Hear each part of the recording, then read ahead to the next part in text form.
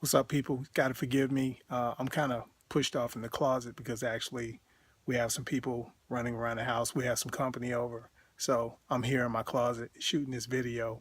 And basically, what I wanted to talk about was a couple of people are kind of upset with Bernie Sanders. And first of all, let me make it clear I'm not a Bernie Sanders apologist. I'm not an apologist for anybody. I don't agree with Bernie Sanders on everything. In fact, even before the election, there was some things that I disagreed with Bernie on. So I'm not a fan of any particular politician. I don't kiss any politician's ass.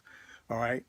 So anyway, he gave a town hall not long ago, and CNN was hosting it. And right before it started, right before they got into the very important issues, the things that really matter, um I forget the gentleman's name. He's been at CNN for a while. He's well respected for a CNN uh, journalist, if that's what you want to call him. He has been known to have a couple of honest moments, but he ended up asking Bernie Sanders about the Russian hacking and whether or not he believed the CIA. Immediately, I pegged that as a plant question. Okay.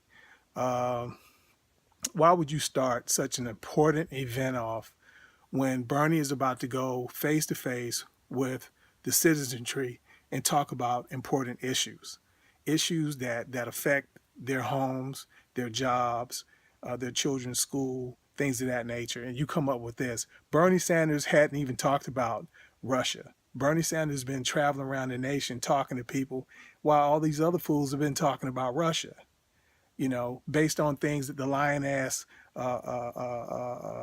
black hearted CIA is coming up with. And they want you to believe them so badly, but yet they don't want to show you any proof. They just want you to take their word. And I think that takes a lot of audacity. Imagine somebody who lies a lot. You know, somebody who lies a lot. We all know the CIA well.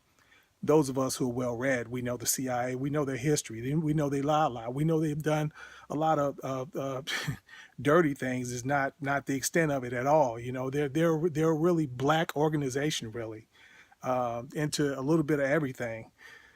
So this guy, anyway, he asked him, do you believe that Russia was behind the hacking? And if you'll notice, Bernie Sanders only said yes, because of the document that the CIA has provided. He didn't put any personal touches on it or anything like that.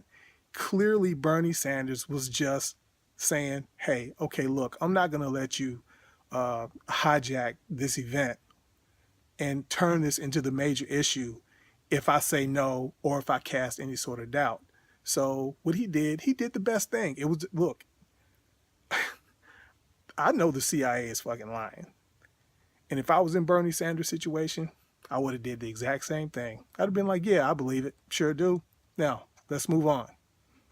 Because him saying that he believed it didn't really affect anything. And like I say, he didn't even put his heart into it. And there's people who are upset because he said he believed it.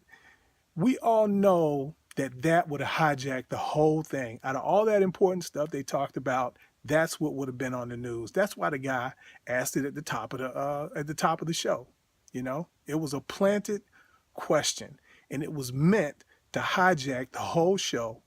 As far as what would have been most, that's the thing that they would have been talking about. Now, if you notice, nobody's talking about the town hall itself. A lot of people probably don't even know Bernie Sanders had it, and he's had numerous ones. But I guarantee you, if Bernie Sanders even would have said anything that cast any sort of doubt at all whatsoever about whether or not he believed the FBI, the CIA, it would have been all over the news, and you wouldn't have heard not one issue that they discussed at all. Bernie Sanders is going into the lion's den, and he's talking to people that don't even agree with him, and he's talking to people who do agree with him. All these other fools are running around here talking about Russia. So that's why I still admire Bernie Sanders. Bernie Sanders hadn't even skipped a beat. The election over, and there he is. He's out there banging it out. So I'm just going by what he's doing.